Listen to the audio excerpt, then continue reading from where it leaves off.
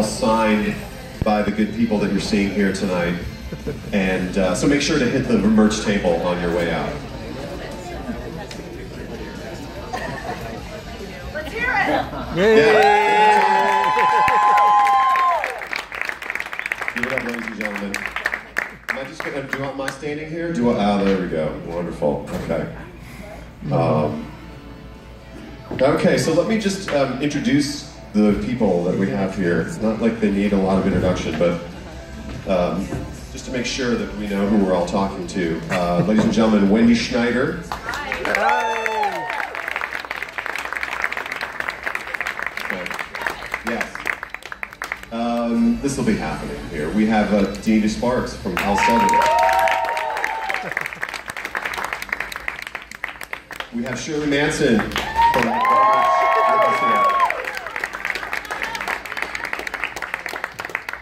and this guy on the end here you may recognize in this film that we just ladies and gentlemen.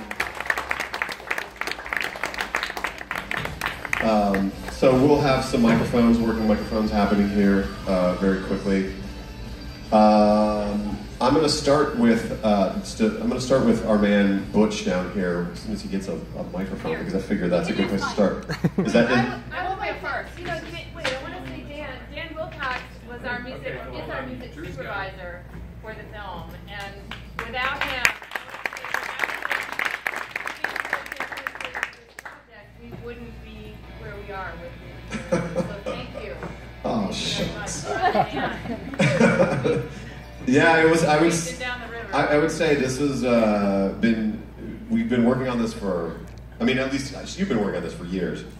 I started over a year ago, and I probably put as much time into this movie as I have in 4 or 5 other movies. But I'm prouder of this movie than I am of any of the projects I've worked on. So it's happy to be involved. Okay, let's get this going. I figured probably the best place. Drew, is this working?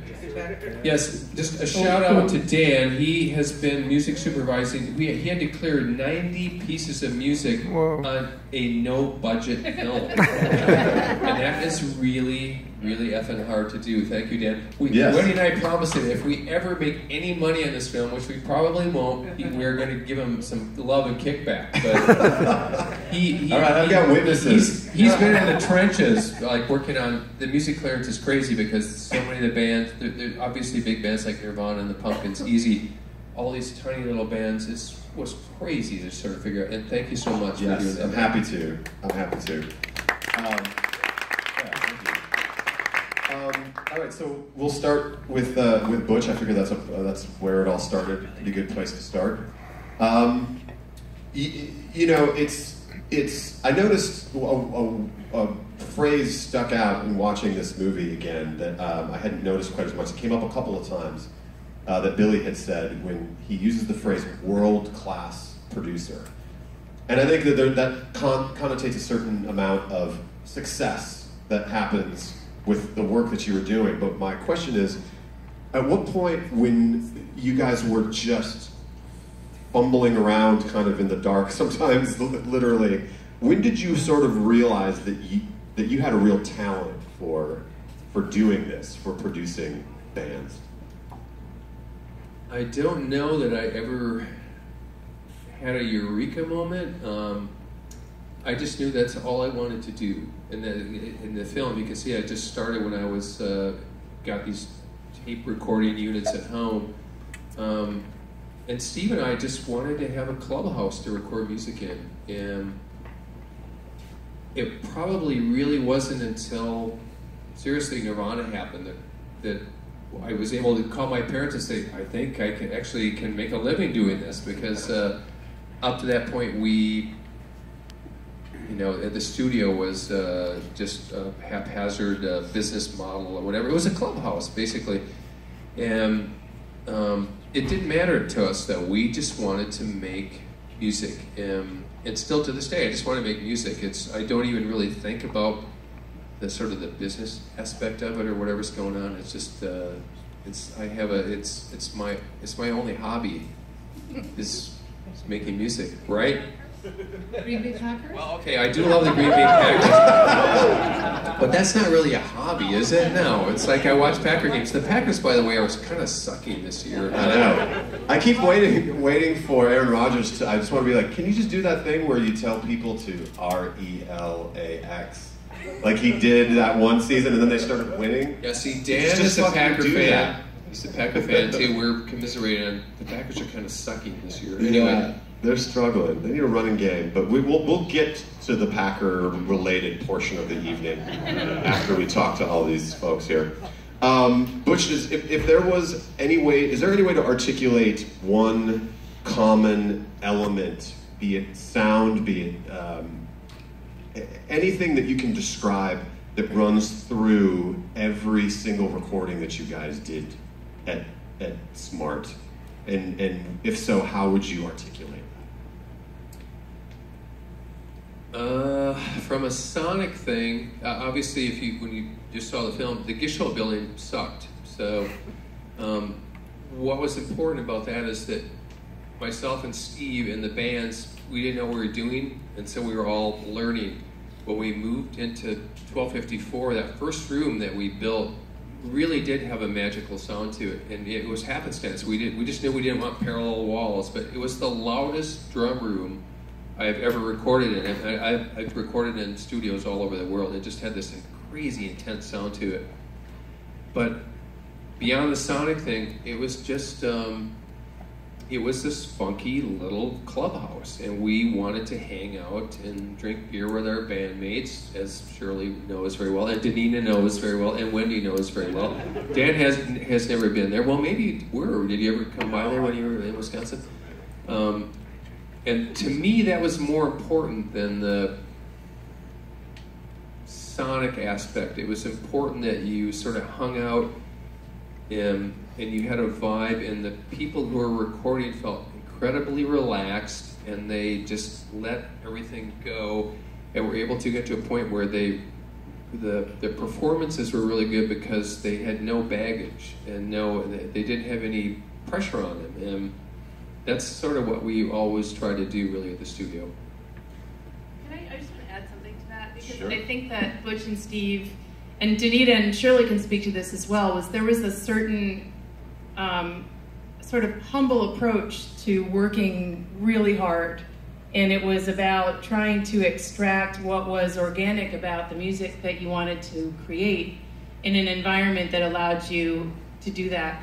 And I think that Butch and Steve set a precedent for that at Smart Studios without trying, and it was something that as young engineers, as I was, in the early 90s, we saw that and we wanted it too, because we saw that the results were really true music, whatever that was going to be. And I don't know whether that was part of your session, but that is really what you and Steve were doing without thinking, because it's just what guided you to make records, and it was something that kept bands coming back because it was, and you all heard it, you could hear it in the music.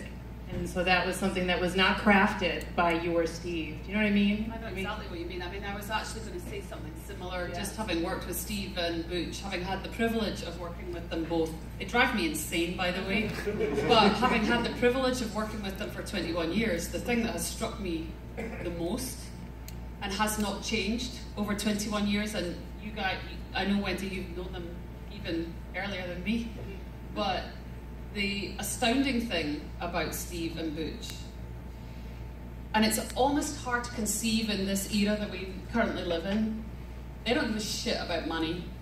They don't really have much business acumen, as I think you can gather from the film. And, in this day and age, that seems so sort of beautiful.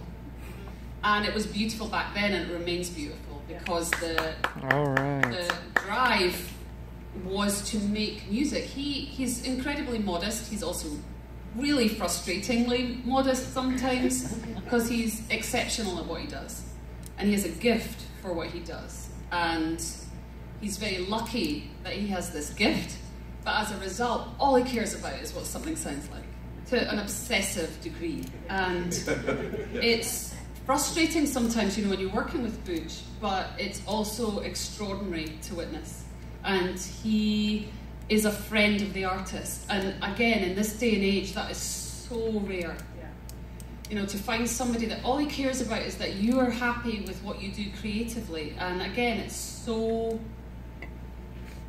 unbelievably beautiful, actually. And I hesitate to say it because it's, as I said, he drives me absolutely cuckoo because he's had me in vocal booths for 8 hours. I kid you not. I think we recorded Stupid Girl maybe for 8 hours, and I was on the brink of tears. And you know, but again, I'm very proud of that song, so it was worth it. Big but boy. I'll tell you why, because her accent was so weird. She could go stupid girl. I can't remember how you sang it. Well, I said stupid girl. Girl. There you go. Use a little bit of a Scottish accent, please. Awesome. Just say stupid girl. And I'd be like, I am saying stupid girl. And he's like, no, just try saying this. Just try saying girl. And I go, girl. And I'm not kidding, it sounds like a joke, but I swear I went on and on for hours. Like he's laughing because he knows he tortured him. Yep. But anyway, I appreciate what you're saying because it's so true. Yeah. And I don't know if you experienced that. Did he torture you too, Danita? Well, let me start. You know, we're an LA band. I'm actually from the Midwest, and we get signed to a major label. And you know, a lot of bands are like, "Oh, we recorded in St. Bart's or Jamaica," you know, and it's like we're going to fucking Madison, Wisconsin. It's like, fuck, it was such a bummer, but in the winter. But we wanted to work with Butch, and we assumed, oh, he's coming out to LA to work with us, and we did like basic tracks for a week, and then the